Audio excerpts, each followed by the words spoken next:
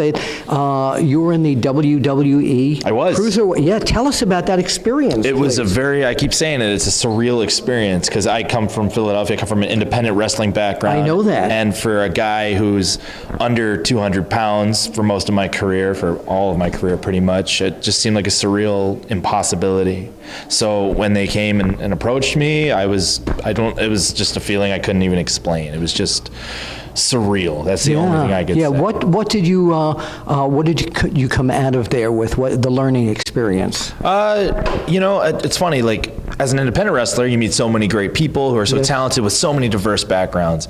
And I had a good knowledge going into there. If anything, I took away of how massive of a corporation that place is. Oh, yes. Really, the scope, you don't understand it until you're actually in it. And it's wild. I can use an analogy like, if Chikara is like a sailboat, then WWE is like an airplane carrier. Yeah. A fleet of them. That's very good. Yeah. That's very good. Just picture that. That's Was there crazy. one person there that kind of mentored you behind the scenes? There were quite a few. William Regal. Yes. Very much so. I think we have a similar interest in the backgrounds of professional wrestling where we came from. He came from, the British scene, and I'm a big admirer of that scene. I know you are. Thank you. He was awesome. Coach Norman Smiley, Coach Robbie Brookside, Coach Sarah Stock and Sarah Amato, who I know from Chikara. Yes. Just Terry Taylor, who works down there. The whole staff at the Performance Center has been awesome. Triple H is really cool to see and work with. Is. Yeah, very passionate. He's an old school guy in a new school world, and he knows how to balance it perfectly. That's a great way to explain it. Yeah. Yep. So, just it's weird. It's weird for me because you grow up watching it. Here at Chikara, King of Trios, and today we're speaking here in the Apter Chat with Johnny Gargano, and you've never been on the Apter Chat really before. I don't know. This is my first time. I think this is it. Well, welcome. It's great to see you. So before we talk about Chikara, because it's a great company, great atmosphere, and it's just it's electrifying. It is. I want to talk about another electrifying thing that you've been doing, and that's the WWE Cruiserweight Classic. Tell us how you got involved in it and what the experience has been like. It's been an amazing experience. I mean, to be able to do something like this for the very first time, something that's never been done before, with guys that I know, guys that I've traveled the world with. I mean, a lot of these guys have been wrestling for over 10 years. Yeah. A lot of these guys have been traveling the world, doing it in various independents, honing their craft, and you never think that maybe you'd ever get this opportunity. I mean, you look at how wrestling's gone throughout all these years. Look at guys like me, smaller guys. Like a lot of the independent wrestlers are smaller guys. A lot of my friends who wrestle on the indies are smaller guys. And you kind of get to the point where you think like, maybe is WWE ever going to call me because of my size? You kind of sometimes accept that it's never going to happen. Yeah. And I'm sure a lot of these guys accepted it's just never going to happen. I love wrestling though, and I'm going to keep wrestling all over the world and doing what I do. Luckily enough, times are changing, and guys like me and guys like all my buddies in this tournament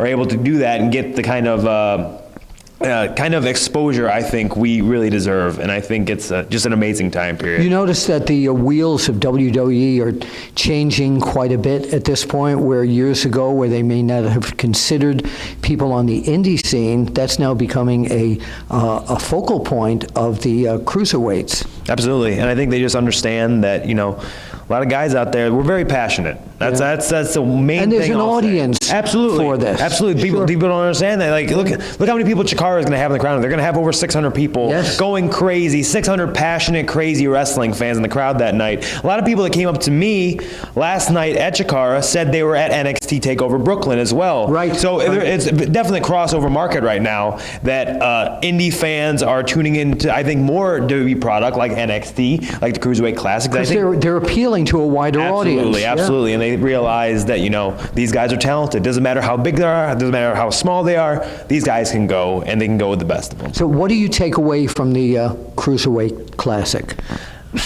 What have you learned? What have I learned? Yeah.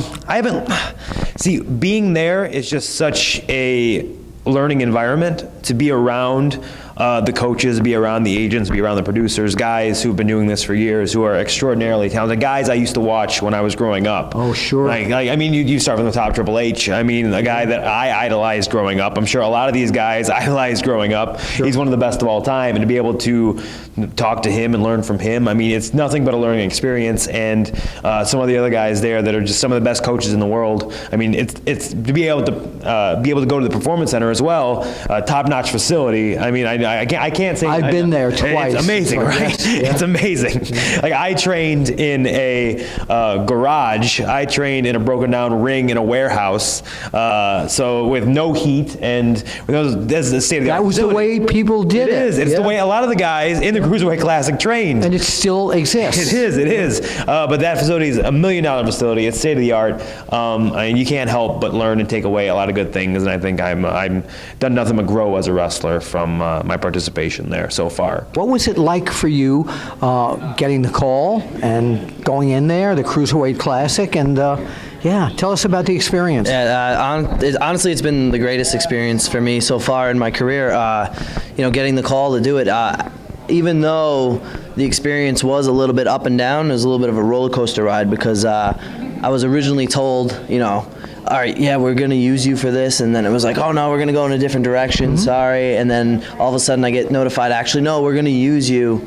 Expect something. And then I didn't get anything. And then it was like, oh, sorry. Yeah, we actually went in a different direction. Yeah, they're juggling a million people. And then eventually it was like, no, we're going to use you. And I honestly didn't even believe I was in it until like I was on my flight heading to Florida. Really?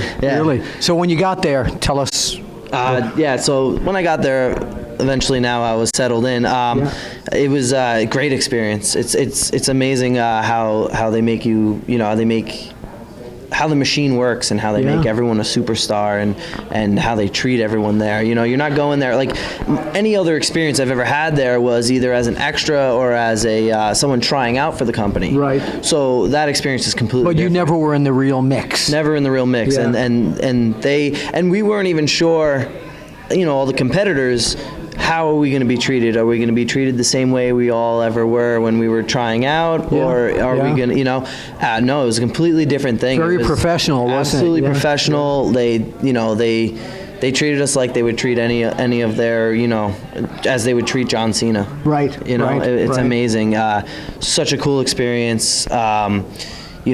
Just the getting your name out there and how many people they reach out to is unbelievable. Well, this has been, I assume it's been a dream of yours to work under the banner of WWE like forever, right? Yeah, absolutely. Absolutely. That's always been a dream of mine. Earlier in my career, I thought, that was definitely going to be something for me. And then kind of it started to become that land of giants and it was exactly. very, very tough.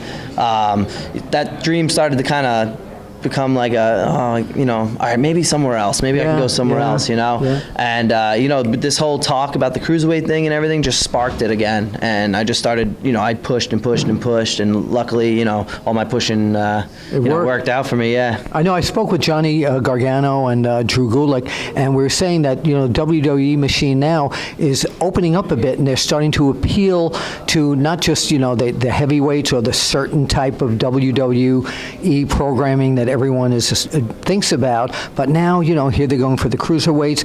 The Divas division is, really competitive at this point. Yep. So it's a whole different situation. Yeah, I mean, my belief is that, the internet and people's ability to access content all over the world now, just by clicking something, has definitely changed their view of what everyone's watching. Absolutely. If you wanted to watch something on TV or whatever, it was going to be WWE, and they're going to give you whatever they wanted to give you. But now you have that alternative. Now there's becoming a smorgasbord. Apps and there's iPay-per-views and there's everything, and other stuff is becoming more popular. And now people are able to watch, Japan. They can watch pay-per-views from Japan now. That never was a thing. Yeah. So now I think that WWE started to see the potential in that. There's a huge audience. Exactly. And not only that, they have now unlimited 24/7 content. Right. It's not just a 3-hour show once a week or whatever. It's on demand now. Now it's on demand, so they can literally reach every dynamic of fan out there because they have unlimited, space to put it there. Okay.